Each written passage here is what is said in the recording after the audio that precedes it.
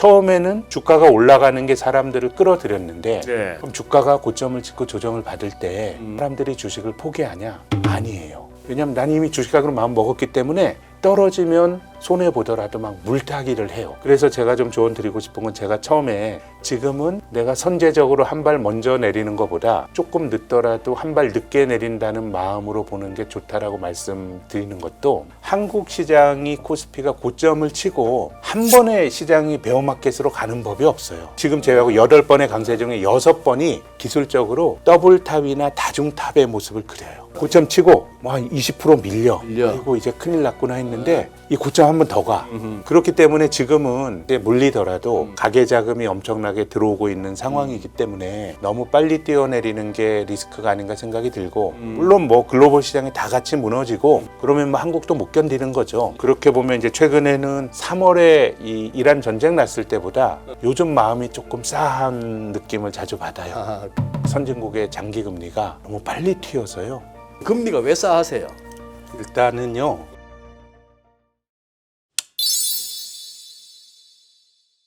지금 예. 어떻게 보세요? 지금 이 속도나 상승폭이 그야말로 진짜 왜 요즘은 이런 표현 잘 안 씁니다만 미정유의 장세? 네. 일찍이 우리가 경험해 보지 못한.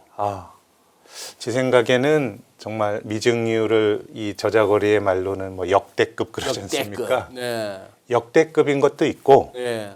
또 찾아보면 지금보다 더 센 장도 있었고 하기야 80년대 그때 그 88 네, 그 그때, 3조 그때가 호황 더 때도 올랐고. 엄청난 장이었어요. 그래서 뭐 미증유부터 말씀을 드리면 이제 큰 추세로 보면 주식시장이라고 하는 거는 뭐 주가도 그렇고 이 신고가나 신저가라는 게 이제 굉장히 중요합니다. 신고가 신저가. 왜냐하면 이제 주가가 기존에 움직였던 예. 이 틀을 벗어난다라는 의미거든요. 예. 그래서 뭐 신고가에 뭐 따라가고 신저가 날 때 팔고 뭐 이런 뭐 제가 기술적 분석 전문가는 아니지만 뭐 그런 말이 전 일리가 있다고 보는 쪽인데 이제 큰 흐름에서 보면 우리나라 코스피가 처음 1000포인트에 올라간 게 89년 3월 말에 1000 갔습니다. 그래요. 맞아요. 근데 1000에서 2000까지 2배 간 게 2007년 7월에 갔습니다.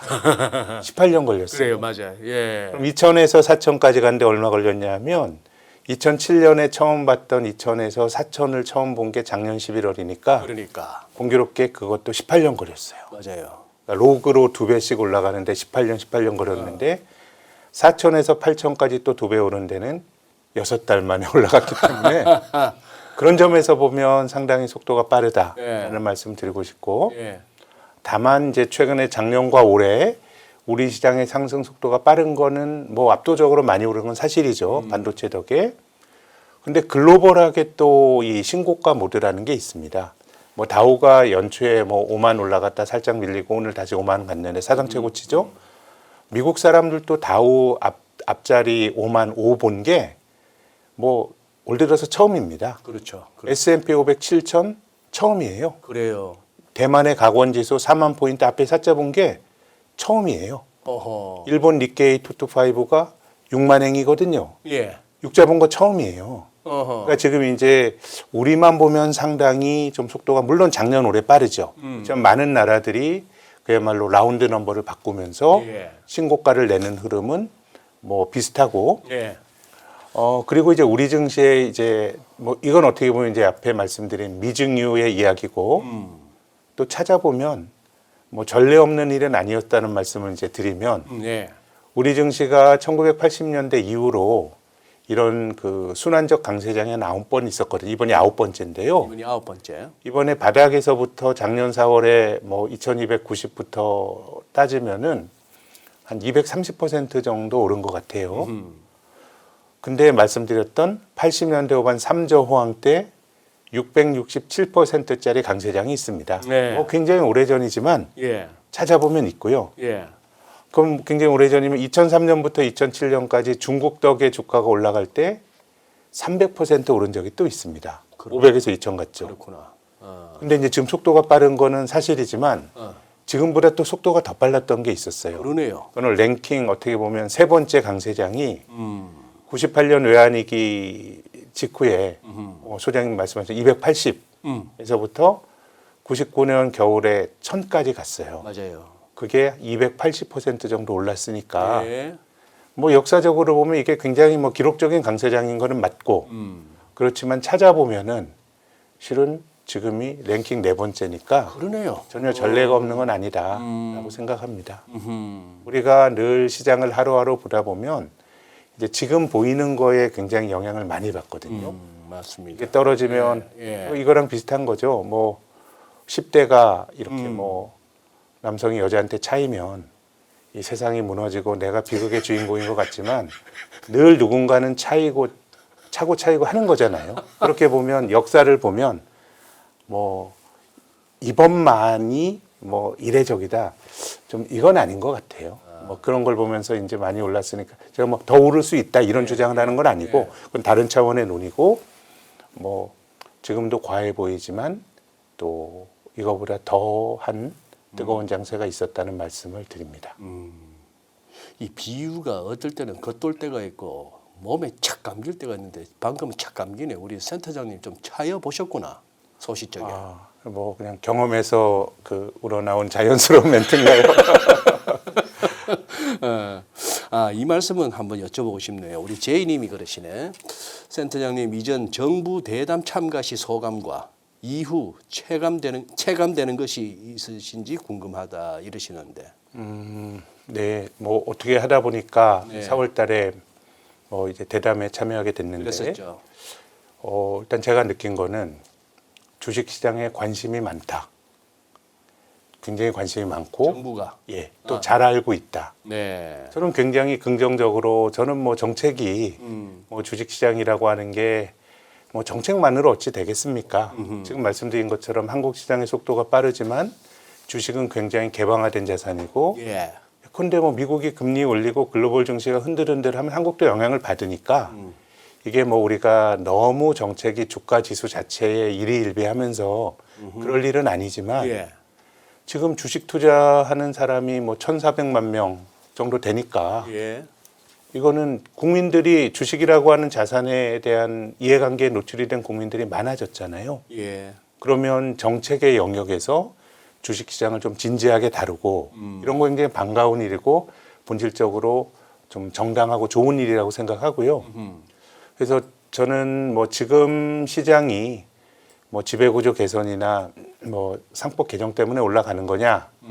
그거는 뭐 저는 반도체 효과가 크지만 예. 저는 작년에 우리 그 상법 개정 3차례 했던 거는 시장의 공기를 바꾼 거예요. 공기를 받고. 당장 뭐 올라간다 이런 게 아니고 긴 호흡에서 기업들이 여러 가지 의사결정을 할 때 상장사들이 주주들을 신경 쓰고 뭐 그래야 되는 좋은 문화를 이제 만드는 거기 때문에 충분히 의미가 있는 것 같고 그러다 보니까 확실히 투자자들도 정책의 효능감을 느끼는 것 같아요. 저는 뭐 오늘 국민성장펀드 만들었다고 해서 이게 코스닥이 5% 올라가는 게 이게 정말 계산이 맞는 건지는 잘 모르겠지만 아무튼 정부가 하는 일에 대해서 투자자들이 야, 뭐 정부 정책이 이런 쪽이라 그러면 주가를 하겠구나 기대가 있으니까 오늘 뭐 코스닥이 5% 가까이 오른 거 아닌가 싶거든요. 네, 예. 국민성장펀드가 나오자마자 물론 이제 지금 국민성장펀드 일부는 또 코스닥이나 이런 거 사도록 되어 있으니까요. 예.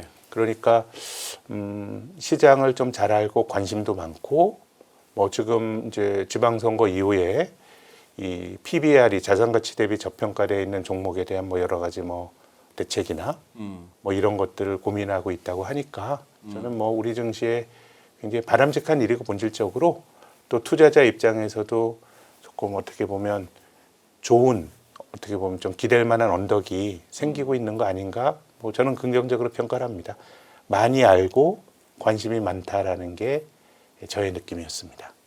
이제는 지수에 대한 전망치가 그리고 주도주라 할 만한 삼성전자나 하이닉스에 대한 목표가가 이제는 뭐 무섭게 치솟고 있습니다. 이제 만스피라는 얘기가 뭐 8천 정도가 아니고 네. 만스피 뭐 12,000 이런 얘기도 나오고 지금 뭐 하이닉스나 삼성전자 뭐 50만 뭐 300 몇십만 이런 얘기가 이제 쉽게 나온단 말이죠. 지금 어떤 이 분위기에는 어떻게 어느 정도 공감이 되시는지 아니면 조금 시장이 또 약간 들떠 있다라고 보시는지. 우리가 뭐 반도체 주도로 오르는데 지금 삼성전자나 SK 하이닉스가 이제 PER이 아마 7배가 다 안 될 거예요. 우리가 예, 굉장히 많이 올랐지만 이익 추정 추정치가 PER 로? 그냥 추정 예, PER 로? 올해 실적 기준으로. 올해 실적 기준으로. 예.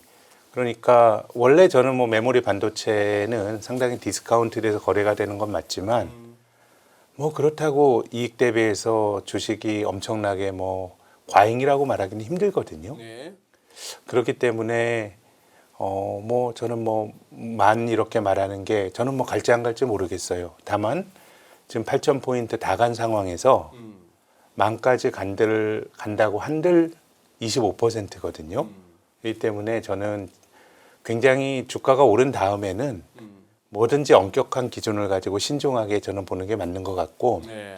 반도체에 대해서 좀 말씀드리면 제가 반도체 전문가는 아니지만 저는 숫자 자체는 그렇게 믿지는 않아요. 왜 안 믿냐 하면 지금 보이는 숫자가 분석하는 사람이나 시장에 깊은 통찰이 들어가 있는 숫자가 아니라고 봐요. 아하. 왜 그러냐 하면 삼성전자가 작년 말에 2025년 말에 삼성전자의 올해 영업이익 예상치가 한 99조 원쯤 됐거든요. 근데 계속 높아져서 3월 말에 이게 198조 원까지 갔어요. 네. 근데 4월 초에 삼성전자가 실적 발표했죠. 이게 330조 지금 갔어요. 예. 그러면 이제 우리가 유추할 수 있는 거는 애널리스트가 쫓아가기 힘들 정도로 업황이 좋다. 이건 거의 사실에 가까운 일이에요. 차가 열흘 정도로. 근데 그러면 지금 보는 330조라고 하는 숫자는 그게 뭐 진리값이겠어요? 한 달 전에 190조 받다가 글쎄. 막 이제 그래서 제 생각에 예. 올해 이게 많이 나는 건 맞아요. 예. 뭐 확률이 굉장히 높은데 예. 이제 중요한 거는 올해 이익이 뭐 한 40조 정도 되고 내년 이익이 400조가 넘어가는 건데 예. 예상치입니다. 예.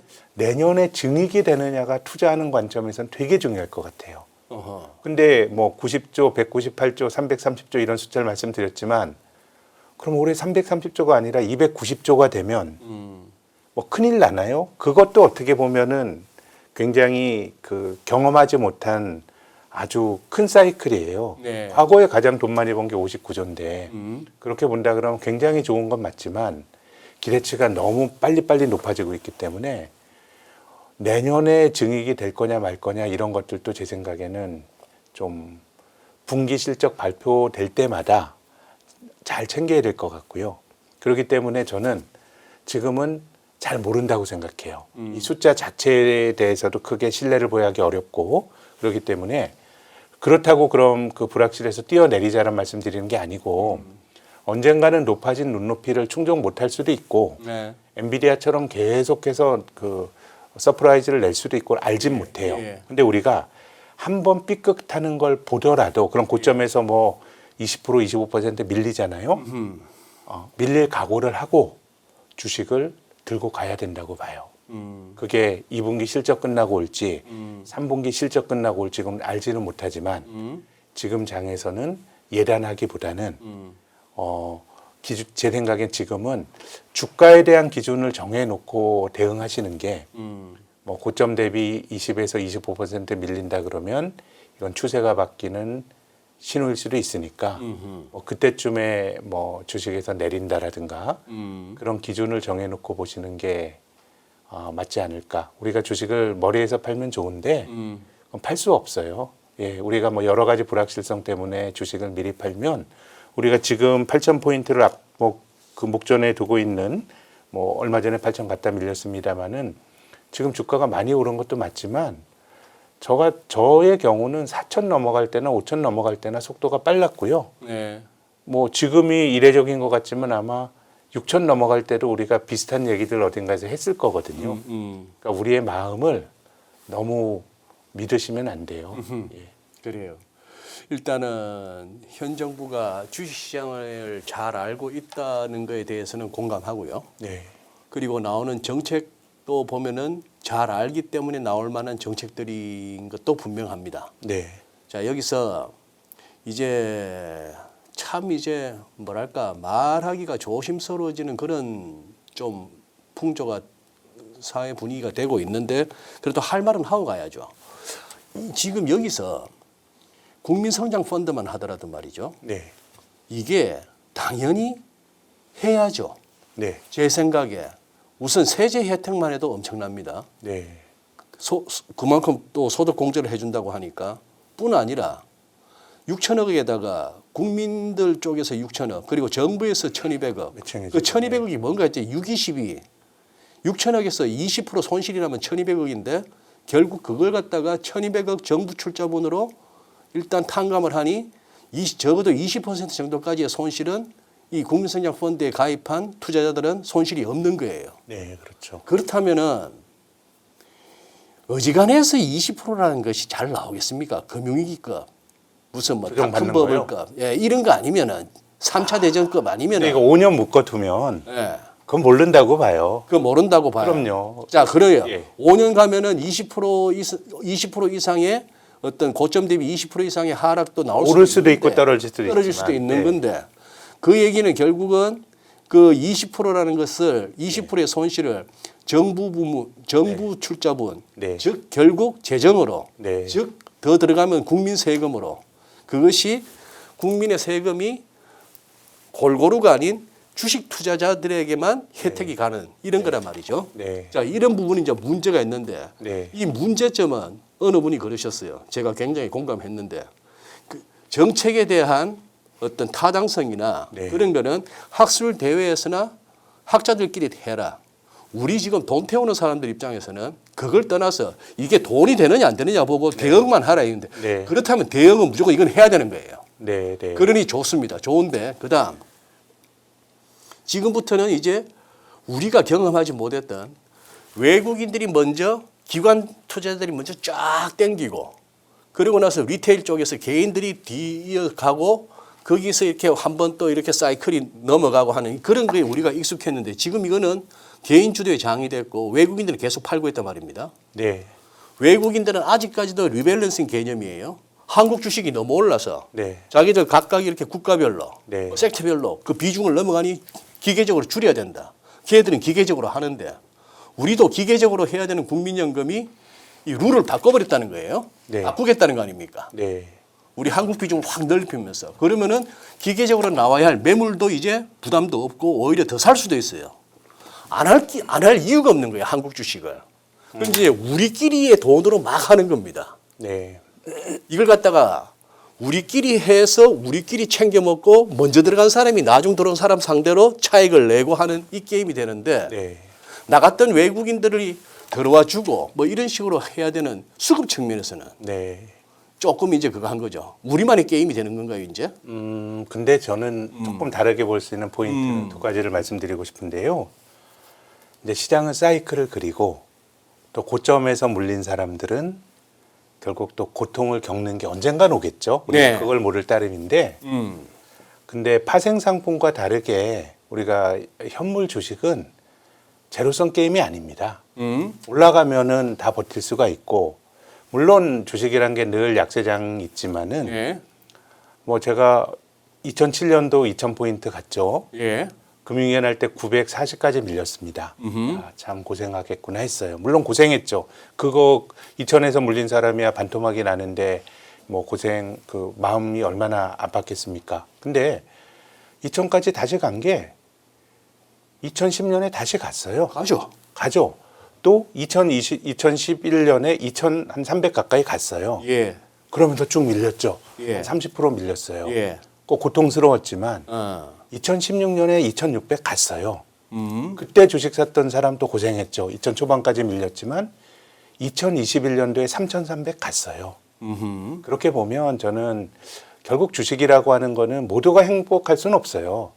누가 팔면 누군 사야 되니까. 그렇죠. 이게 우리가 국민들이 주식시장에서 뭐 다 고점에서 다 팔고 나올 수는 누군가 주식을 들고 있는데 그렇죠. 그렇게 보면 제 생각에는 조금 이제 장기적으로 하게 되면 주식이란 게 기본적으로 저는 나쁜 자산이 아니다라는 믿음을 갖고 있고 또 두 번째는 뭐 저는 뭐 정부 생각을 뭐 변화하거나 이런 생각 전혀 없지만 지금은 뭔가 정부의 정책이 조금 그것이 다소 인위적이더라도 부동산 쪽으로 너무 경제적 자원이 많이 가는 거에 대해서 문제의식이 좀 있는 것 같아요. 그래서 이게 생산적 금융이라고 하는 모토로 저는 이런 굉장히 아주 국민들의 세금을 잘 써야 된다고 생각해요. 예. 과거에 정부가 돈을 쓰게 되면 방만하게 막 쓰면서 저 뭐 테헤란 밸리 같은 벤처들은 막 강아지들도 막 10만 원 물고 다닌다고 할 정도로 그러면서 그런 것들이 들어갔다가 뭐 엑시도 안 되고 이런 사례들도 있지만 예. 그래서 저는 지금 정부가 과거 정부보다는 조금 이제 머니 무브를 만들고 싶은 생각이 있는데 예. 그러려면 어떻게 해야 되냐면 성공의 경험을 갖는 게 굉장히 중요해요. 집단적으로. 그래서 뭐 굳이 따지면 저도 뭐 소장님 말씀하신 거 지당하신 말씀이라고 공감을 하고 다만 이제 그런 식의 버퍼를 만들고 하는 거는 조금 머니 무브라든가 이런 것을 하기 위한 좀 그런 나름의 전 노력이라고 생각합니다. 지금 일단 외국인들의 이 매도세 부분 이제 코스닥에서는 또 이제 매수가 들어와요. 이 친구들 또 이제 전략과 전술은 또 다를 수가 있으니까 이 외국인 수급 문제는 어떻게 보십니까? 금년 들어서는 계속 어쨌거나 파는 조짐인데. 뭐 저도 잘 모르겠지만 그냥 뭐 리밸런싱이라고 하는 네네. 한국 주식이 1년 사이에 3배가 됐으니까요. 예. 뭐 거기 의견을 좀 같이 하는 편이고요. 그래서 투자자의 관점에서 보면 그 지금은 외국인들의 수급이 아주 중심적인 흐름은 아닌 것 같아요. 근데 소장님 말씀하신 것처럼 바닥에서 외국인이 이제 사고 예. 후반부에 한국 사람들이 주식형 펀드나 이런 걸 통해서 받는 게 80년대 이후 나타났던 제가 9차례 이번까지 순환적 강세장이 있다 그랬는데요. 1차부터 7차까지는 그랬어요. 근데 그것과 달랐던 게 2020년 코로나 때도 그때는 1,400부터 그냥 한국 사람들이 사서 3,300까지 그냥 갔어요. 외국인은 계속 팔았고. 그래서 이제 맞아요. 지금도 조금 비슷한 성격이 있어서 그래서 뭐 제가 뭐 가치 제한적으로 뭐 외국인이 돌아 이런 말씀 드리는 건 아니고 이제 우리가 누가 사고 팔건 간에 이제 시장을 보는 관점에서는 한국의 머니플로우가 훨씬 중요한 것 같아요. 그러니까 지금 작년에 주가 지수가 2,200에서 4,000까지 올라오는 작년 4월부터 10월까지 외국인은 한국 주식을 많이 샀고요. 11월부터는 계속 팔고 있어요. 100조 원도 넘게 팔았을걸요. 근데 그 과정에서 4,000에서 8,000까지 왔습니다. 그럼 그걸 누가 샀냐 하면 한국 사람들, 한국 가게가 산 것 같아요. 돈이 엄청나게 많이 들어옵니다. 작년에 주식시장으로 들어온 돈이 직접 투자 자금과 이 주식형 펀드를 합쳐서 예. 이건 뭐 고객 예탁금의 변화가 아니고요. 예. 실제로 저희가 약간 계산한 실제로 주식시장으로 새 돈이 들어온 게 예. 작년에 14조 3천억 원이 들어왔어요. 근데 올 들어서 5월 18일까지 들어온 돈이 99조 원입니다. 그럼 역대 연간 단위로 돈이 가장 많이 들어왔을 때가 2021년 그 코로나 팬데믹 직후에 이 동학개미 투자 붐이 있을 때 이거 뭐 미국 주식으로 가고 이런 건 전혀 아니고요. 한국 주식을 사기 위해서 들어온 돈이거든요. 예. 이게 2021년도에 75조 원이 어. 역사상 가장 많이 들어온 건데 어허. 지금은 5월 18일까지 99조 원이 들어왔어요. 그러니까. 그러니까 지금 진짜 머니 무브가 나타나는데 예. 이 머니 무브가 뭐 부동산에서 주식으로의 머니 무브인지 이건 잘 모르겠지만 저희는 뭐 그런 거라기보다는 지금 이게 제대로 이제 머니 무브가 나타나려면 주식에 대한 기대도 바뀌어야 되고요. 지금 기대가 바뀌기에는 너무 그냥 순식간에 벌어진 일이고 뭐 베어마켓도 견디고 하면서 중간에 뭐 배당도 받고 이런 성공의 경험이 쌓여야 되고 또 부동산은 부동산대로 뭔가 기대 수익률이 조정이 돼야 될 것 같고 지금 돈이 들어온 건 제 생각에는 예금 같은 데서 많이 들어오는 것 같아요. 한국의 가계금융자산이 한 6천조 원 정도 되는데 그중에 한 뭐 절반 가까이가 예금 보험이거든요. 예. 그러니까 그쪽에서의 머니 부분은 나타나고 있어서 그래서 우리가 뭐 외국인 수급을 잘 보는 것도 중요하지만은 지금은 한국 사람들의 주식 투자 열기가 얼마나 지속되느냐가 중요한데 이 과거가 이제 미래를 보장해 주는 건 아니지만 보통 이제 주식형 펀드로 혹은 그 직접 투자 자금으로 돈이 들어오면 이 투자 붐이 최소 1년 2개월, 1년 3개월 이상은 갑니다. 시장과 상관없어요. 일단 들어오는 거는 시장 때문에 들어오는 거예요. 예. 올라가니까 주가 상승 자체가 사람들을 주식시장으로 끌어들이는 가장 강력한 동인이거든요. 예. 이게 뭐 상대적 박탈감일 수도 있고 또 올라가는 거 보다 보면 더 올라갈 수도 있을 것 같고 그래서 뭐 조금 뭐 걱정스럽게 말씀드리면 주가 지수가 2천, 3천, 4천, 5천 오는 동안 주식 안 하다가 지금 6천, 7천, 8천에서 막 돈이 들어오는 거니까 상당히 고가에 사는 건 맞아요. 그래서 이제 그게 성공할 거냐 말 거냐는 저는 모르지만 어쨌든 한 번 돈이 들어오면 주식하기로 마음을 먹었으면 이게 지속이 돼요. 그러니까 처음에는 주가가 올라가는 게 사람들을 끌어들였는데 네. 그럼 주가가 고점을 찍고 조정을 받을 때 사람들이 주식을 포기하냐? 아니에요. 왜냐하면 난 이미 주식하기로 마음 먹었기 때문에 떨어지면 손해 보더라도 막 물타기를 해요. 그래서 제가 좀 조언 드리고 싶은 건 제가 처음에 지금은 내가 선제적으로 한 발 먼저 내리는 것보다 조금 늦더라도 한 발 늦게 내린다는 마음으로 보는 게 좋다라고 말씀드리는 것도 우리 그 가계 자금이 뒤늦게 예. 폭발적으로 들어오다 보니까 예. 한국 시장이 코스피가 고점을 치고 한 번에 시장이 베어마켓으로 가는 법이 없어요. 그렇죠. 예. 우리 증시의 9번, 지금 제외하고 8번의 강세 중에 6번이 기술적으로 더블탑이나 다중탑의 모습을 그려요. 하다못해 헤드앤숄더라. 고점 치고 뭐 한 20% 밀려. 밀려. 아이고 이제 큰일 났구나 했는데 이 고점 한 번 더 가. 그렇기 때문에 지금은 저는 설사 이제 물리더라도 가계 자금이 엄청나게 들어오고 있는 상황이기 때문에 이 뭐 한 번 또 팔 기회를 좀 시장이 예, 주지 예. 않을까. 그렇기 때문에 지금은 너무 빨리 뛰어내리는 게 리스크가 아닌가 생각이 들고 물론 뭐 글로벌 시장이 다 같이 무너지고 그러면 뭐 한국도 못 견디는 거죠. 예. 그렇게 보면 이제 최근에는 좀 금리가 올라가는 게 그러니까 저는 뭐 말씀드린 것처럼 시장은 뭐 한 발 늦더라도 꺾이는 거 보고 대응하자가 이제 제 생각이지만 예. 요즘이 좀 작년 4월 강세장 이후로 3월에 이 이란 전쟁 났을 때보다 요즘 마음이 조금 싸한 느낌을 자주 받아요. 아, 그래요. 금리가 너무 이 그 선진국의 장기 금리가 너무 빨리 튀어서요. 지금 이 대목에서 이제 결국 이제 우리 여왕님의 질문에 대한 답이 나오네요. 벌써 한 2번 올리셨는데 센터장님한테 하는 질문이 아직 더 갈 수 있으니 오른쪽 어깨에서 확인하고 팔라고 하신 적이 있는데 그러니 네. 꾸준히 이제 우리 김학균 센터장님이나 우리 연합인포인스 라이브를 꾸준히 보신 애청자신 거예요. 그럼 이 센터장님은 이 오른쪽 어깨 판단 무엇을 보시면서 하느냐 이거죠. 주가죠. 뭐 그 기준이 정확하진 않지만 뭐 코스피 기준 한 20% 정도 고점에서 밀렸을 때 한번 진지하게 고민을 해봐야죠. 이번에도 사실 20% 19% 정도까지는 갔죠. 20%는 아니구나. 예. 20%는 아니고. 19.8인가? 근데 그 숫자가 중요하진 숫자 않아요. 그것도 기계적으로 뭐 20% 밀렸으니까 내가 꼭 뭐 팔아야 된다 뭐 이런 거보다는 또 20% 밀렸다고 바로 파는 것보다 그 점에 좀 또 고민을 약간 또 해봐야죠. 여기 올라오니까. 예. 그러니까 좀 그때쯤에 예. 한번 진지하게 그때쯤에 아 이게 뭔 큰 주제가 바뀌는 게 아닌지 한번 고민해 볼 필요가 있죠. 그래서 뭐 예컨대 뭐 그 시점에서 부분 예. 매도를 할 수도 있고 예.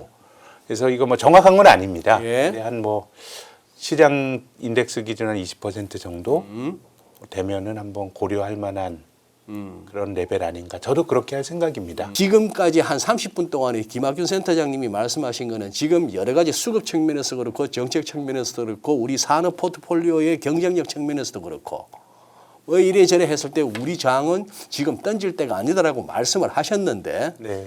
지금부터 이제 아까 3월 달에 이란 전쟁 터졌을 때보다 오히려 금리를 보니까 조금 더 쎄하다 하신 말씀과 네. 더불어서 약간 그러면은 찝찝한 부분을 체크하는데 이걸 보고 김학균이하고 이진우가 5월 22일 날 인포맥스 나와가지고 팔아라 했더라. 그러지 마십시오. 미리 말씀드립니다. 자, 그러면 금리가 왜 싸하세요?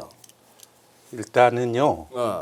지금은 글로벌 경제가 금리가 올라가면 상당히 타격을 받는 구조예요. 공공부채가 많이 늘고 또 기업부채도 많아가지고요.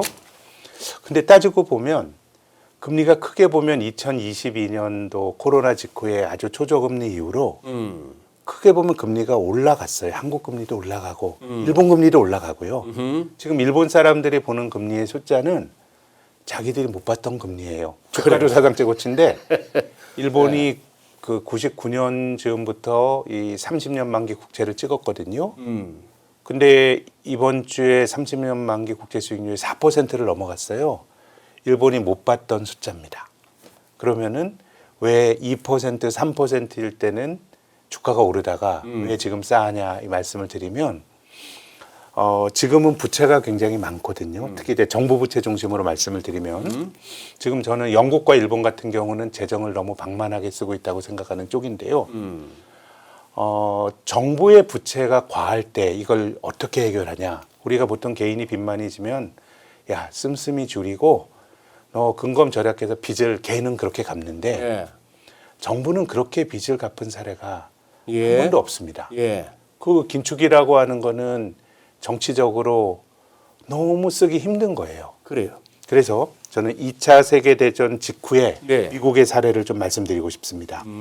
전쟁을 치르면서 미국의 국가 부채가 GDP 대비 120%대까지 높아졌습니다. 예. 1945년 예. 즈음입니다. 어. 이게 70년대까지 국가 부채 비율이 30%대까지 줄어들었어요. 그럼 씀씀이를 줄였냐? 아닙니다. 2차 세계대전 이후로 1960년대까지는 정부가 돈 쓰는 게 아주 그 노멀인 케인지안들이 경제를 지배하던 시대였어요.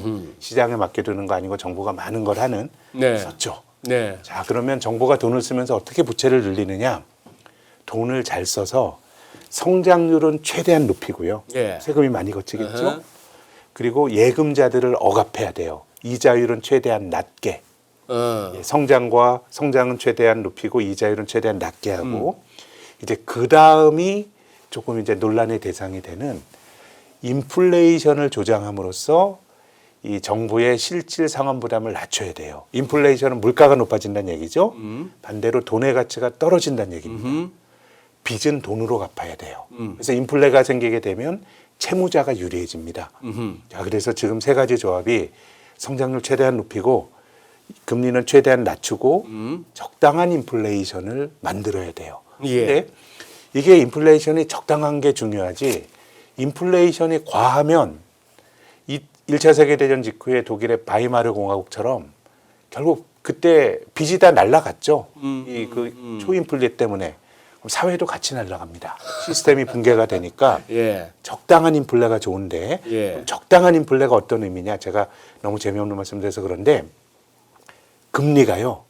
명목 성장률보다 낮게 유지가 되는 게 적당한 금리고 적당한 인플레입니다. 명목 성장률은 실질 GDP 성장률에 물가 상승률을 더한 게 명목 성장률이고 요거보다 금리가 낮게 유지가 되는 게 빚을 갚기 위해서 좋은 조합이에요. 그 빚을 갚는다는 게 나라빚. 국가 차원에서. 국가 차원에서. 오케이. 예. 근데 뭐 이것은 어떻게 보면 개인에도 적용이 되지만 정부 부채, 공공 부채가 많은데 그렇게 해결을 하는데 자, 근데 명목 성장률이 실질 GDP 성장률 플러스 물가 상승률이고요. 이 물가를 보면서 금리가 영향을 받아요. 그렇겠죠. 그래서 제가 일본이 최근에 금리가 올라가는 과정에서도 별탈 없이 예. 주가를 오르고 예. 심지어는 지금 다카이치 총리가 아베의 뜻을 뭐 유지를 받들어서 계속해서 돈을 쓴다라고 하잖아요. 예. 재정 지출을 안 줄였어요. 예. 근데 2000년부터 2025년까지 일본의 GDP 대비 국가 부채가 조금 줄었어요. 왜 이런 일이 발생하냐면 금리는 올라갔지만 실질 성장률의 물가 상승률을 합친 명목 성장률이 더 높았던 거예요. 그러니까 이자율이 높아지더라도 일본은 디플레의 나라에서 막 물가가 올라가고 하니까 그러니까 지금 공공부채 문제를 해결할 때는 금리의 방향도 중요하지만 금리의 절대 레벨이 예. 명목 성장률을 넘어서지 않는다 그러면 그거는 부채 문제를 해결하는데 적당한 거거든요. 예. 근데 최근에는 영국의 30년짜리 국채 수익률이 지금 5.8까지 갔습니다. 영국의 명목 성장률이 한 3, 4%예요. 일본도 금리가 2%대는 상당히 용인할 수 있는 최근 몇 년 동안 일본의 물가가 뭐 2, 3% 오르고 성장률도 한 1% 했어요. 근데 지금은 물가 상승률 1%대에 성장률 1% 못한다 그러면 40년짜리 금리는 4% 되는 금리는 너무 높은 수준이에요. 미국은요. 거기까지는 오히려 명쾌하게 이해돼서 오히려 미국이나 한국이 좀 감내할 만하죠. 30년짜리 금리 5%라 그러면 성장률 2% 중반하고 지금 물가가 3%대잖아요. 그러네. 그러니까 제 생각에 지금은 이제 인플레 금리가 올라가는 게 결국 인플레 기대 심리를 제어하지 못해서인데 첫 번째는 미국이 전쟁 일으켰기 때문이에요. 중동 전쟁이 장기화되면서 유가가 안 떨어진 코드가 하나 있고 예. 일본과 영국이 자기들의 명목 성장률보다 더 치솟는 거는 정치인들이 너무 재정 지출을 과하게 할 거다라고 하는 우려가 있기 때문이에요. 예, 예. 그래서 최근에 이제 글로벌 그 금리를 보면 단기 금리는 잘 안 올라가는데 만기가 긴 장기 금리가 막 올라갑니다. 네. 얘기는 뭐냐면 부채가 많기 때문에 중앙은행이 인플레이션 때문에 금리를 올리더라도 중앙은행은 공격적으로 금리를 못 올릴 거야라는 생각을 하는 거고요. 중앙은행이 결정하는 금리는 만기가 짧은 단기 금리니까요. 근데 만기가 긴 장기 채권은 시장의 힘으로 결정이 되는 거거든요. 아마 뭐 채권에 관심 있으신 분들은 채권 자경단 이런 얘기 아마 들어보셨을 겁니다. 예. 정부가 지출을 방만하게 했을 때 투자자들이 장기 채권을 던지면서 장기 금리가 올라가는 모습이 나타나고 있어요. 그렇기 때문에 제 생각에는 금리가 여기서 더 올라가게 되면 어느 쪽이든 삐그덕거리는 모습이 나타날 것 같아요. 그러면 이제 우리가 금리가 안정이 될 수 있는 조합을 말씀드리면 네. 일단 이란 전쟁이 빨리 정리가 되는 게 중요해요. 중요하죠. 근데 저는 거기에 대해서는 미국도 트럼프 행정부도 전쟁을 수습하는 거에 대해서 인센티브를 가지고 있다고 생각합니다. 자기들도 지금 인플레가 높아지고 하니까 가솔린 가격이 $5 넘어가고 하니까 정치적인 부담이 되잖아요. 그래서 실제로 어떤지는 모르겠지만 주식시장이 조금 흔들리면 네. 트럼프가 뭐 이란을 공격할 거야 하다가 이번 주에도 협상이 막바지 단계야 막 그런 밀당을 하잖아요. 그래서 제 생각에는 일단 전쟁 종결만 돼도 네. 상당히 지금의 금리가 올라가는 게 진정이 될 가능성이 있다고 봐요. 유가도 금방 떨어질 테고요.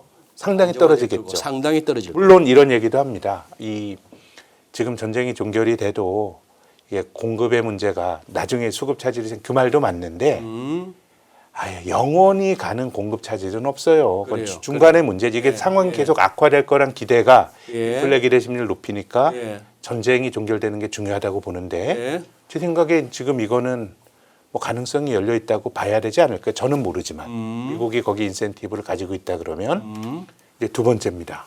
두 번째는 미국도 좀 그렇지만은 저는 일본이나 영국의 정치인들이 재정 지출에 대해서 조금 시장과 밀당을 해야 된다고 생각해요. 예, 예. 저는 정부가 재정 지출을 무조건 안 해야 된다라고 하는 보수주의자는 아니에요. 필요하면 써야 된다고 생각하는데 이 정부가 이 금리를 가지고 말씀을 드리면 어느 때 정부의 재정 지출이 정당화되냐?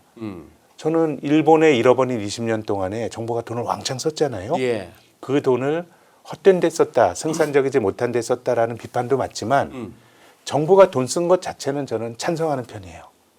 잃어버린 20년 동안에 정부라도 그렇게 돈을 안 썼으면 일본이라고 하는 공동체가 유지가 됐을까? 훨씬 더 저는 험한 꼴을 그 공동체가 봤을 거라고 생각해요. 자, 그러면 정부가 돈 쓰는 게 어느 땐 정당하고 어느 땐 정당하지 않냐. 물론 올바른 데 써야 되지만 그건 우리가 모르는 거고요. 저는 그걸 결정하는 게 국채 금리라고 생각해요. 잃어버린 20년 동안 정부가 국채를 발행하면서 차입한 돈을 많이 썼잖아요. 근데 금리가 떨어졌어요. 제로까지 갔죠. 그 얘기는 뭐냐면 민간의 자금 수요가 없다는 얘기예요. 민간의 돈에 대한 수요가 없으니까 정부가 그렇게 국채를 발행해서 돈을 써도 금리가 떨어진 거예요. 예. 그래서 금리가 떨어질 때는 정부가 제 생각에는 민간의 자금 수요가 없기 때문에 정부가 자금 조달해서 적극적인 재정 정책을 쓰는 게 어느 정도 용인될 수 있다고 생각해요. 아주 좋은 포인트네요. 근데 금리가 높아진다. 이거는 한정된 경제적 자원을 두고 정부와 민간이 경쟁을 하는 거예요. 그러네. 이게 경제학 교과서에 말하는 꼭 그런 건 아니지만 구축 효과라고 하는 게 발생하는 게 그럼 이제 그 단계에서 그럼 정부가 돈 쓰는 게 민간의 돈을 뺏어 쓰는 게 맞냐? 여기선 논란이 있을 수 있어요. 예. 민간보다 정부가 돈을 더 잘 쓰면 되는데 예. 이자율이 떨어질 때보다 훨씬 더 신중하게 써야 돼요. 그러니까 그렇기 때문에 지금은 많은 나라의 국채 금리가 올라가는 음. 채권 자경단이 횡행하는 거는 정부의 경고를 하는 거예요. 그 재정 정책이 적극적인 재정 정책 하에 즉 정부가 네. 나라 빚을 키우면서 돈을 펑펑 일본은 좋은 예를 드셨어요. 그렇게 해서 잃어버린 20년이 됐건 30년이 됐건 정부가 그렇게 돈 찍어내고 그걸 갖다 정부가 뭐 하면서 했지만 금리는 제로 금리까지 내려가서 어쨌거나 살려냈습니다. 네. 자, 그러면 지금 영국, 미국 뭐 등등 할 것이 네. 글로벌리 다 그런 와중에 일본까지 이제 올라가기 시작하고 네. 우리나라도 마찬가지예요. 네. 지금 금리 많이 오르고 있습니다. 많이 오르고 있죠. 우리나라도 분명 적극적인 재정 정책이에요. 쓰죠. 네. 늘 재정 적자고 늘 예산 확정되자마자 몇 달도 안 돼서 늘 추경입니다. 자, 네. 그렇게 되는데 금리가 내려가면 이거는 괜찮은 건데 네. 같이 올라가고 있어요. 그럴 때는 제 생각엔 아까 말씀드렸지만 그것은 한정된 경제적 자원을 두고 정부와 민간이 경쟁을 하는 거예요. 그러니까 자, 그러면 이게 무조건 재정을 쓴 게 나쁘다가 아니고 훨씬 신중하게 설득을 잘 해야 되는 거예요. 그리고 어느 정도는 채권 시장과 밀당을 해야 돼요. 뭐 경제적으로 보면 경제적 보수주의자들이 집권하면 가능하면 정부의 개입을 줄이고 시장에 맡겨두자는 정책을 쓰고 네. 지금 우리 집권하고 있는 민주당 정부처럼 진보주의자들이 집권을 하면 가능하면 이제 시장은 불안정하니까 시장의 불안전함을 정부가 메꿔야 된다는 철학을 가진 게 진보주의자들이죠. 예. 저는 그 철학을 존중합니다. 그렇지만 진보주의자들마저도 금리가 올라갈 때는 시장과 밀당을 하고 소통을 해야 돼요. 그냥 마이웨이로 내 길 간다라고 하면 그건 정부 입장에서도 차익 코스트가 높아지는 거잖아요. 예. 그렇기 때문에 지금의 금리가 안정이 되는 제 생각에 첫 번째 조건은 이제 이란 전쟁 말씀드렸고 두 번째는 일본과 영국처럼 이제 뭘로 보더라도 높은 금리가 재정에 큰 부담을 주는 그런 나라에서 정치인들이 잘 소통을 하면서 밀당을 해야 돼요. 자기가 아무리 재정 지출을 하고 싶더라도 그 시점에서는 뭐 채권의 발행량이라든가 이런 걸 통해서 뭔가 금리를 안정하려고 하는 제스처를 해야 되는데 예. 근데 저는 그게 현실화될 가능성은 되게 낮다고 생각합니다. 뭐 그게 다 기본적으로 국민들에게 뭐 달콤한 뭘 하는데 예. 정치인들이 그거를 멈추긴 힘들어요. 이게 그렇기 때문에 저는 지금의 정치적 리더십이 영국이나 일본도 좀 마찬가지라고 보는데 금리가 올라가는 쪽으로 작동할 가능성이 있다고 봅니다. 예. 그래서 일본이나 영국을 사례로 말씀을 드리면 그럼 뭘 해야 되냐? 그냥 중앙은행이 또 나서야 될 것 같아요. 중앙은행이 영국은 지금 양적 긴축을 하고 있습니다. 예. 양적 완화를 통해서 샀던 국채를 계속 팔고 있어요. 예. 유동성 흡수하고 있는데. 예. 근데 지금 금리가 이렇게 높아진다 그러면 일단 양적 긴축을 멈추는 게 이 정치인들이 아니라 중앙은행이 할 수 있는 금리 안정을 위한 하나의 어떤 그 제스처가 될 수 있고요. 또 경우에 따라서는 양적 완화를 다시 해야 된다고 생각합니다. 근데 지금처럼 인플레가 심한데 무슨 한가한 소리 하네라고 할 수 있지만 2022년의 사례를 말씀드리고 싶어요. 네. 2022년 9월 달에 리즈 트로스라고 하는 영국의 보수당 총리가 집권했어요. 근데 이분은 거의 뭐 머리 모양도 80년대 영국 그 보수당의 장기 집권했던 이제 대처 자기의 분위기를 우상이었죠. 냈죠. 예. 그러니까 뭐 대처가 규제 완화하고 뭐 세금 낮춰주고 하니까 노조 때려잡고. 네. 예, 굉장히 보수적인 네. 그 정책이었는데 감세를 주장했어요. 그래요. 감세는 뭐 영국의 보수당이 할 수 있는 그들의 철학에 맞는 건데요. 근데 재정 지출 축소에 대한 플랜을 얘기하지 않고 감세를 말하니까요. 야, 영국 재정이 배겨 날까 하면서 10년짜리 금리가 영국의 길트채라고 하는 유서 깊은 영국의 장기 국채가 단기간에 급등을 했습니다. 그래요. 근데 2022년은 영국의 물가 상승률이 뭐 정확히 기억은 안 나지만 YOY로 한 6, 7% 할 때였어요. 인플레였고. 그래서 영란은행도 이미 그 전부터 기준금리를 올리고 있었어요. 네. 그리고 2022년 하반기 때부터 영란은행은 지금 하고 있는 예. 양적 긴축을 했었어요. 보유 중인 채권을 파는 기준금리 올리고 보유 중인 채권을 파는 양적 긴축을 했고 물가는 높았습니다.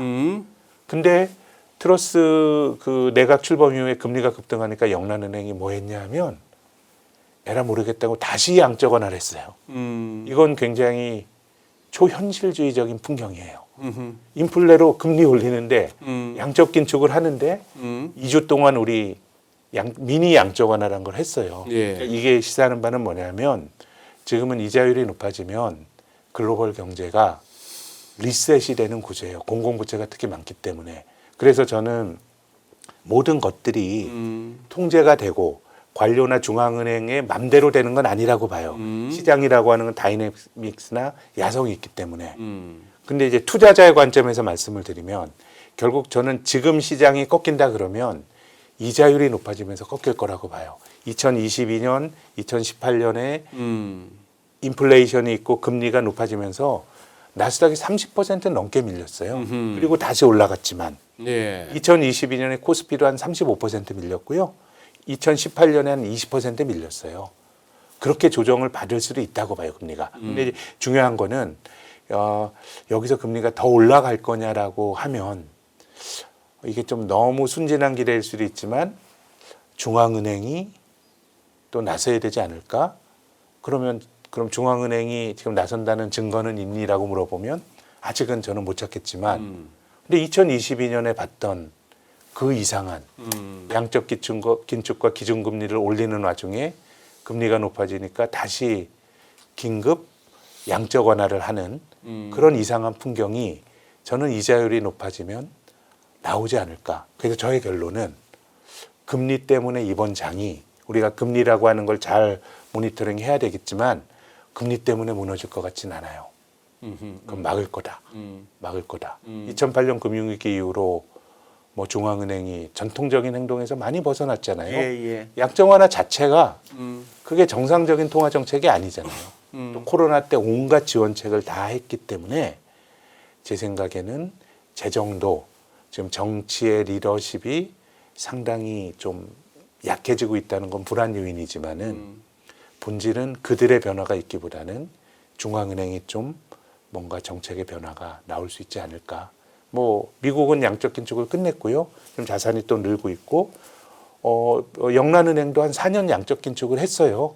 자산을 많이 줄여놨기 때문에 뭔가 그런 금리가 올라갈수록 중앙은행의 대응이나 리액션을 우리가 잘 봐야 되는데 2022년의 케이스를 보면 금리가 올라가는 거를 방치할 거냐. 그러기에는 너무 글로벌 경제가 뭐 주가가 떨어지고 이런 차원에는 주식은 당연히 떨어지겠지만 그거보다 더 큰 데미지가 있기 때문에 저는 세상이 망하는 데 걸고 싶진 않아요. 그래요. 이렇게 저는 그거 하는 저 개인적으로는 그렇게 보는 것이 뭐 그렇다고 중앙은행 총재나 중앙은행의 우두머리 혼자서 할 수 있는 일은 아니라고 봅니다만 어쨌거나 미국의 벤버냉키, 연준의 벤버냉키하고 그 당시에 일본의 구로다 하루이코하고 또 중국의 저샤오찬 인민은행하고 그다음에 ECB의 마리오 드라기는 참 보면은 하기 힘든 일들을 갖다가 서로 합이 잘 맞아가지고 그 위기라는 걸 맞아가지고 감히 사회적 합의 없이 하면서 어떻게 해버렸어요. 양적 완화라고 하는 거를. 그죠? 근데 그 이후에는 위기 상황마다 조금 불안할 때마다 아니면 흔들릴 때마다 그거는 또 정가의 보도처럼 끄집어내는 그 세월이 벌써 이제 20년 가까이 됩니다. 그렇게 되네요. 그죠? 그렇게 되니까 지금도 은근히 믿는 것 중에 미국채 10년물이 4.5를 올라서고 찍고 다시 내려가고 30년물이 5% 한번 찍어봤다. 그리고 내려가는 게 아니라 이 위에 올라가고 잘 안 내려간다 하면서 찝찝한 거 아니에요. 그러면서도 마음 한구석에는 그러나 케빈 워시가 무슨 대차대조표를 줄이기를 원하는 사람이라고 하나 그러나 저도 센터장님처럼 이 정가의 보도는 아직도 녹슬지 않았다. 뭔가 문제가 생기고 세상이 휘청거릴 것 같으면 이 친구들은 또 찍어낼 것 같다 돈을.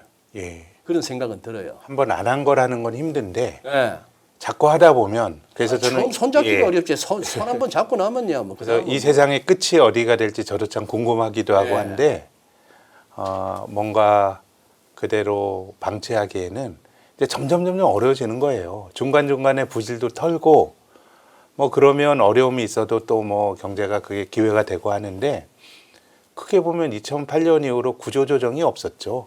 예. 위기라고 하는 게 구조조정이 되면 굉장히 냉혹한 얘기지만 예. 체력이 약한 경제 주체들이 조금 정리가 되고 음. 돈이 생산적인 데 돌고 하는데 2008년 이후로 뭐 계속해서 이렇게 되다 보니까 기업단에선 좀비 기업이 너무 많이 늘어나고 있어요.